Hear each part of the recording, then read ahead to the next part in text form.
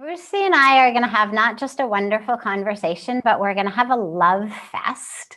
Um, I am so happy that you are here.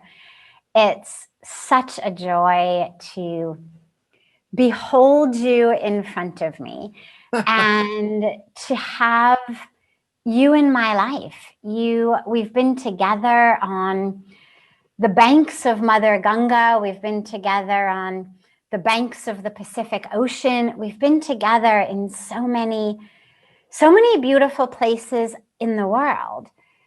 But where we're always together is in that beautiful place in our hearts and in our love and in our spirit. And you really are a brother of the heart, a brother of the spirit. And I'm so grateful for you on this planet, for what you bring to the world, for this exquisite bridge of science and spirit that you embody and hold so amazingly. And I'm so excited for all of our viewers today to be able to bathe in the joy and the wisdom and the brilliance of you. And so with that, I know that in your teachings and in your writings, it's all about freedom.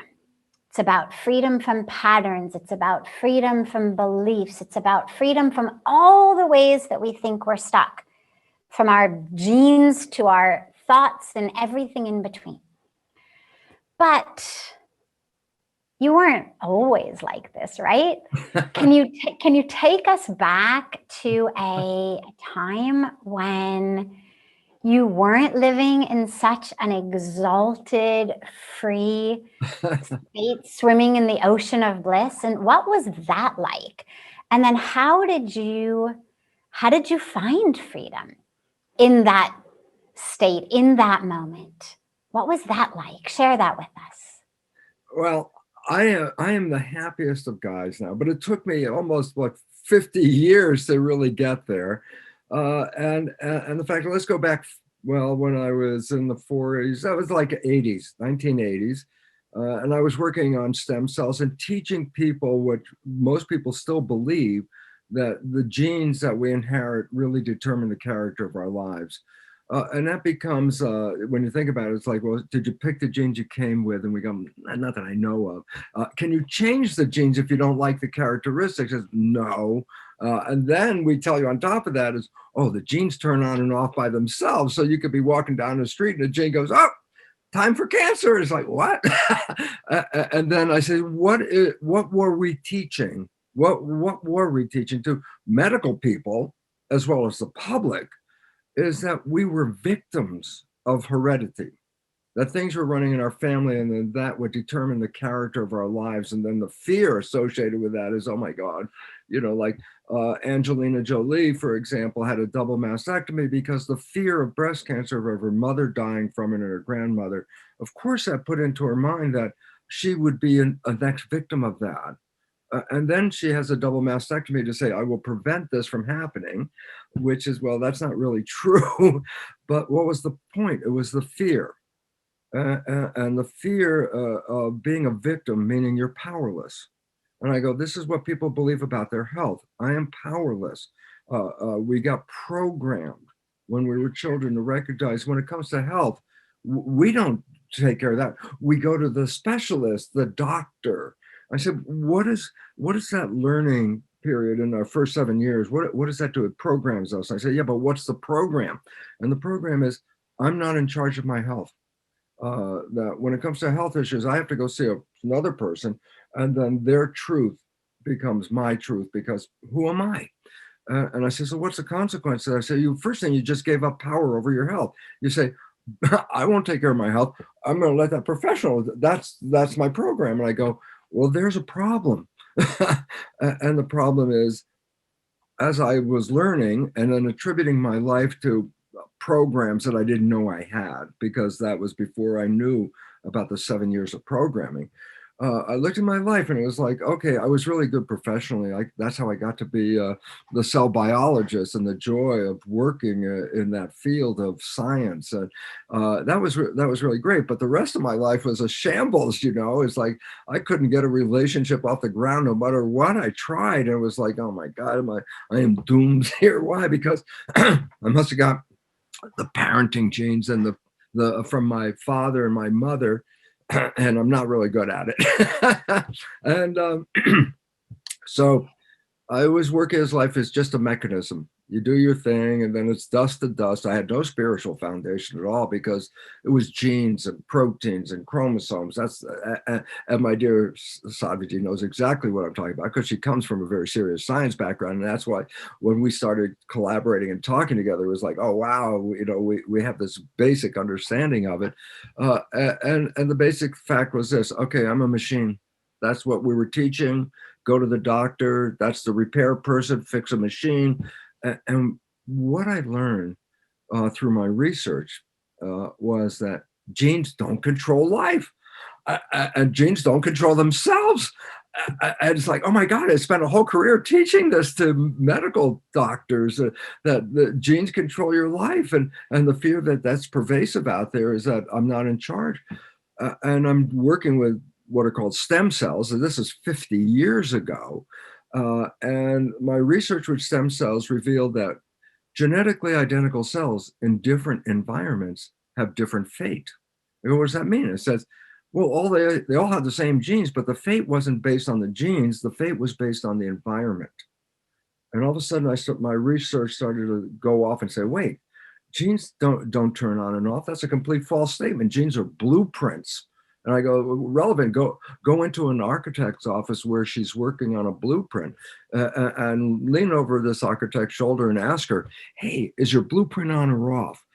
And she would look at me, she's like, well, it's a blueprint. There's no on and off. And I go, precisely. A gene is a blueprint to make a protein. It doesn't know on and off. It has no control by itself. It's not self-emergent, meaning it doesn't control us. It turns out that our perceptions and the environment we live in and our perceptions of the environment control our genetics. And I go, so why is that relevant? I say, I can change my perceptions. And all of a sudden it says, I'm not a victim of anything more than the programming that I got in that first 7 years. And it was interesting because the real part that changed everything for me, Sadhviji, which you had run into before I did, was, as I said, I wasn't spiritual, but as I started to look at how the environment was controlling the cells, I started to recognize no two people are biologically identical. And I said, what does that mean? I can't exchange cells with you. You can't exchange cells or organs with me, because if I put my cells in your body, your immune system will say not self. And if you put your cells into somebody else's body, their immune system will say not self. I said, so what's the point? There's a self built into your cells that is different than the self built into your neighbor's cells. And I go, so why is that relevant? I said, well, what is the self? And that's what I started to look at. And it was like, oh, on the surface of our cells are these protein antennas, just like TV antennas. No two people have the same set of these protein receptors. A name for them is interesting: self receptors, receivers of self. And I go, when I started looking, I said, but these receptors are on the outside of the cell. And I said, so why was that relevant? I said, well, if they're getting a signal of self, the self isn't in the cell, the self is sent to the cell. And then all of a sudden I go, wait, then the self is not in here. And then I started getting a little quantum physics, started to realize we are energy units playing through what we appear to be a physical body, and that our identity is picked up by these receptors. And if I take the receptors off your cells, then your cells have no identity. I can put them into any human because it's not Sadhviji's cells, not Bruce's cells. And I go, so wait, so I'm still getting there, folks. There's a point coming here. And I started to recognize, well, wait a second. Bruce is a set of antennas. Well, we focus on the antennas in medicine. I go, no, you fail to understand. Antennas receive a signal. And all of a sudden I started to realize my identity is something signal in the environment that is being picked up by my cells. And so Bruce, the guy who's like thinking, going all the time, going, wait a minute, I'm a broadcast. Bruce is a broadcast. My body is a receiver. And I make a joke like, I'm a television set, Sadhviji, and you're watching the Bruce show right now. And the point about it is, well, the television can break. And then we say, television's dead. And I go, yeah, that happens. And I say, is the broadcast still there? I say, you're watching a show. You say the television's dead. And I say, then why? I say, get another TV, plug it in, turn it on, and tune it to the station. And you're back on again. And all of a sudden I realized, oh my God, and this is it. I can't die. I'm not in here. I'm the broadcast.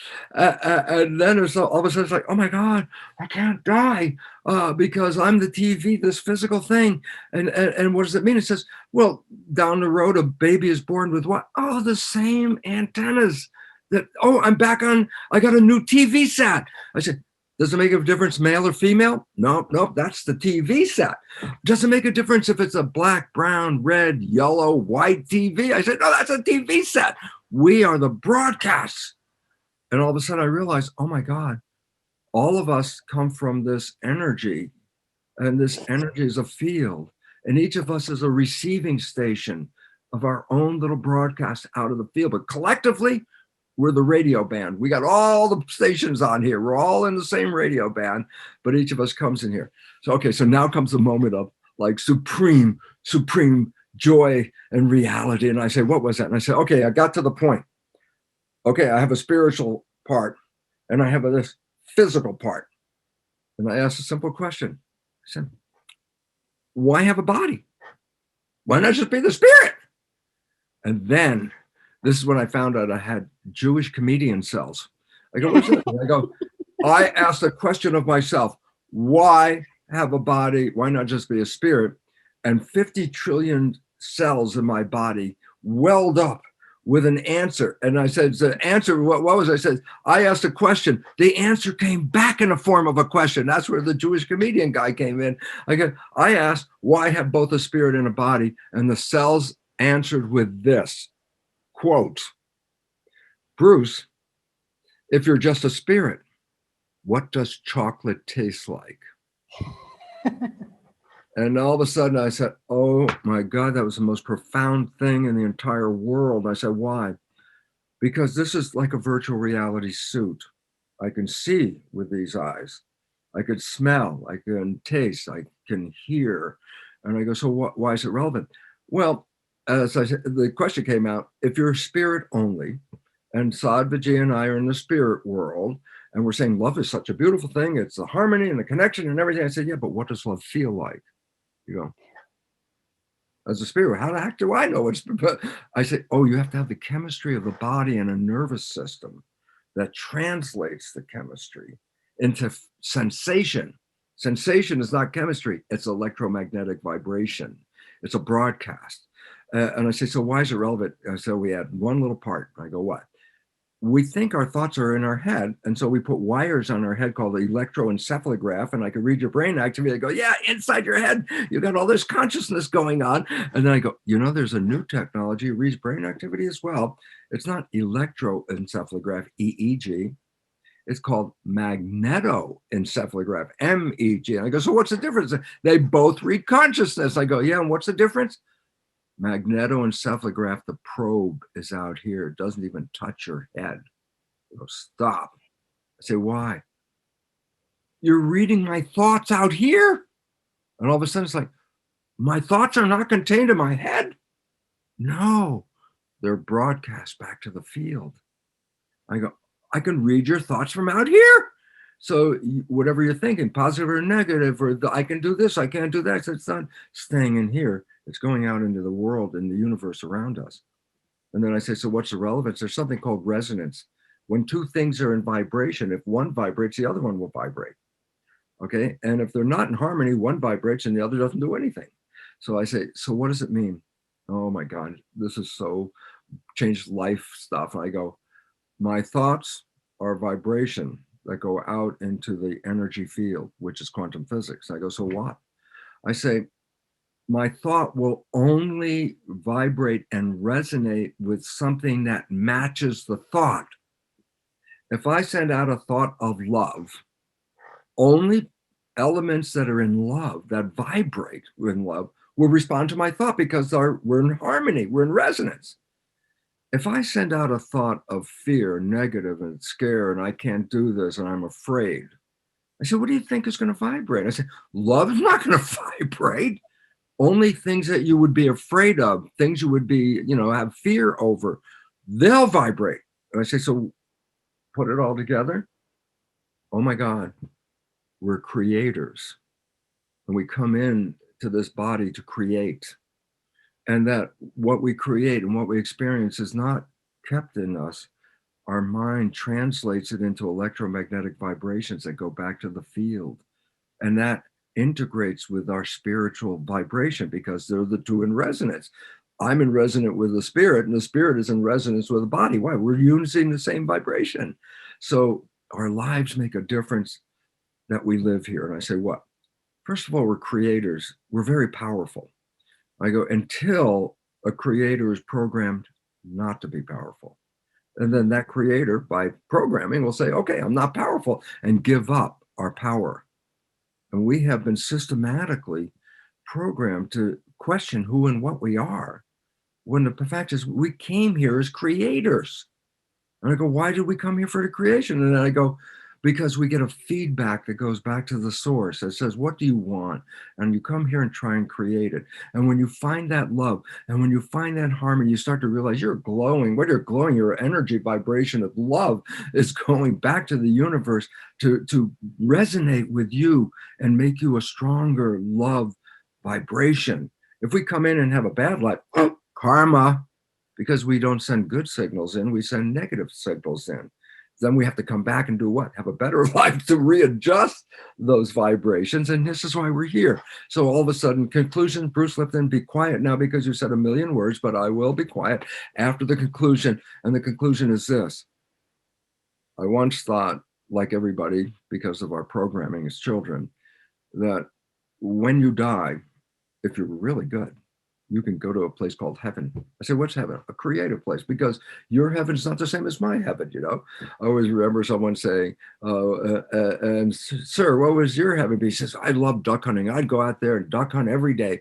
I said, and the person said, oh, so your heaven is a duck's hell. That's like, okay, that picture didn't balance. But the point about it is this. So we have that vision. And then all of a sudden I say, oh my God, what did I just learn from my cells?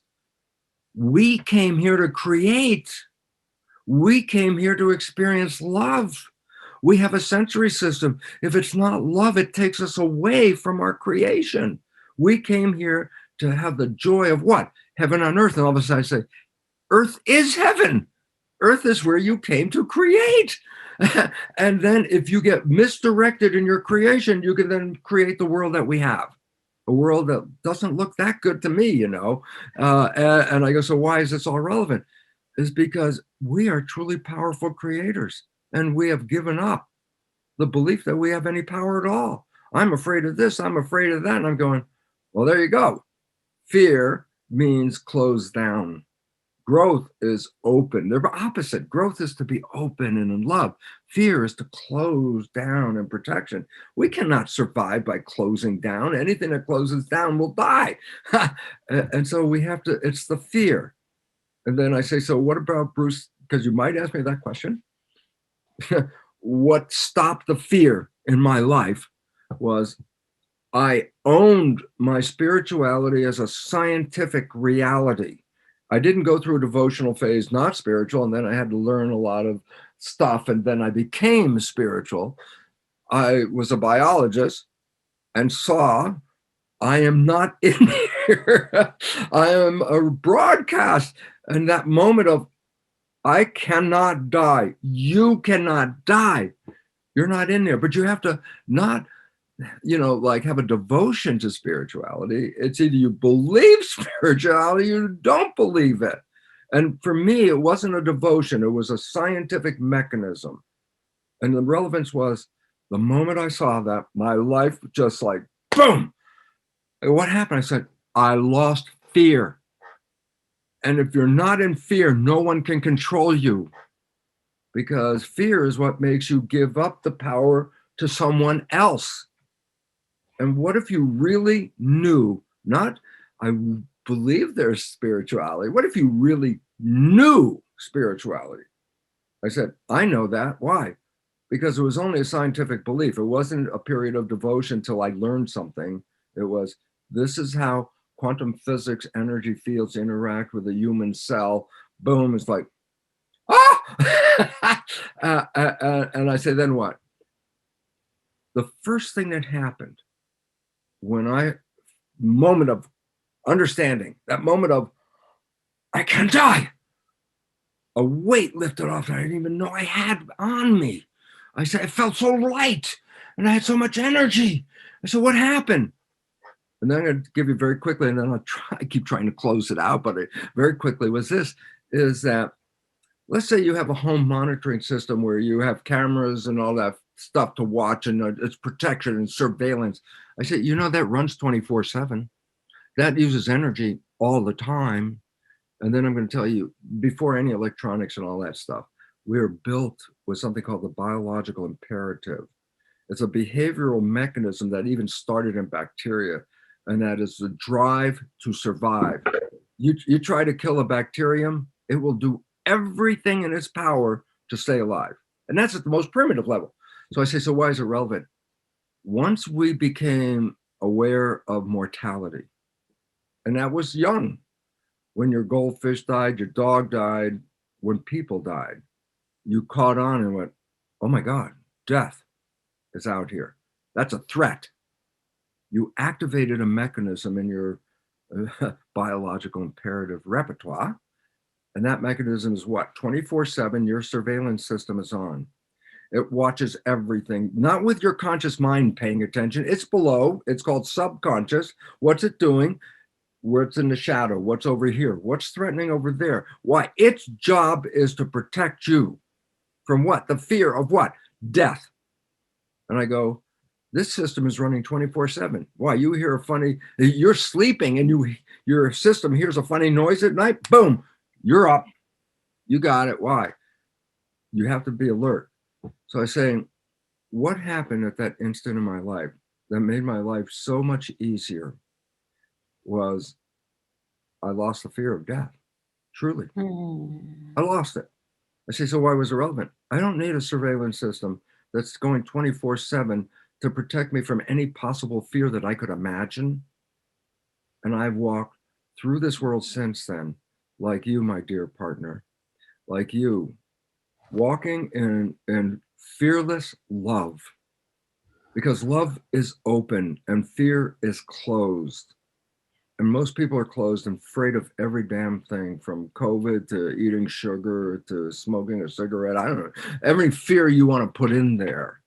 I say, every fear you put in there is the door that is closing you down.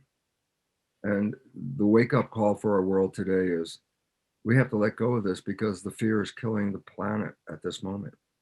And I have my dear friend coming up. I could see her name up there. My dear, dear friend, Lynn Tiger. I love this woman.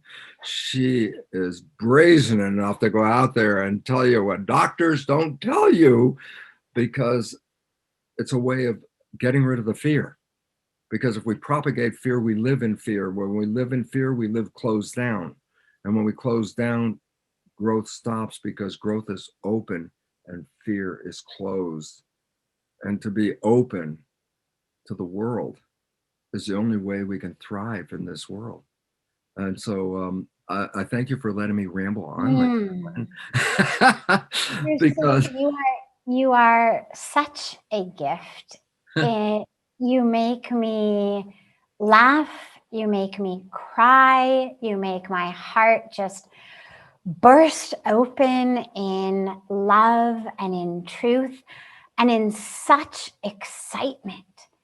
Yeah. To be here in this universe as the universe, and to share this never ending, never born, cannot die exuberance of freedom and love with you is such a joy and such a gift. And I know that all of those watching today have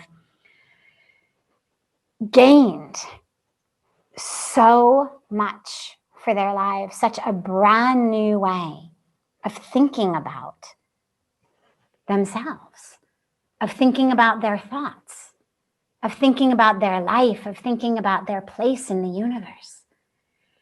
You've really opened the doorway to freedom. And now all of those of you watching it, the door is open. And you have this beautiful opportunity to walk through. But Brucey's actually helped a little bit. Not only has he opened the door, but he's also actually kind of pushed us from behind with this beautiful energy out through that door as well. So I love you so much. I love you so much. And I'm so filled with gratitude for your presence today, your presence on the planet.